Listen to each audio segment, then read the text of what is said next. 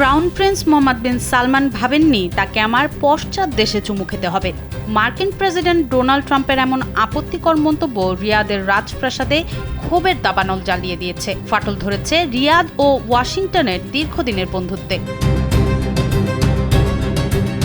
একসময় যাকে পরম মিত্র ভাবতেন সে ডোনাল্ড ট্রাম্পের এমন বিদ্রুপাত্মক মন্তব্যেই সৌদি নেতৃত্বকে চরমভাবে ক্ষুব্ধ করেছে। শুধু মুখের ভাষায় নয়, ইরানের বিরুদ্ধে যুদ্ধের কৌশলে ট্রাম্পের একরোখা সিদ্ধান্ত পরিস্থিতিকে আরও জটিল করেছে। 6 أشهر من انعقاد منتدى الاستثمار السعودي الأمريكي في الرياض। স্যান্ডেলিনা সো, রূপচর্চায় আভিজাত্য।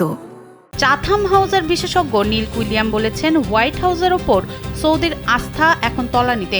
ট্রাম্প কেবল ইরানি বিদ্যুৎ কেন্দ্র গুড়িয়ে দেওয়ার হুমকি দেননি, বরং যুদ্ধের পুরো খরচ আরব দেশগুলোর উপর চাপানোর প্রস্তাব দিয়েছেন। এতে সৌদি আরবের মধ্যে গভীর নিরাপত্তা ঝুঁকি ও অসন্তোষ তৈরি হয়েছে। প্রফেসর বার্নার্ড হাইকেলের মতে, ইরানের নির্ভুল পাল্টা হামলার সক্ষমতা সৌদিকে নতুন করে ভাবতে বাধ্য করেছে। তাদের জ্বালানি ও পানি শোধনাগার আক্রান্ত হলে দেশটি অস্তিত্ব সংকটে পড়বে। তাই মার্কিন খামখেয়ালিপনায় সায় না দিয়ে এখন খোদ আরব নেতারাই ট্রাম্পকে অনুরোধ করছেন যুদ্ধ না বাড়াতে। সনম সিদ্দিকী, কালবেলা।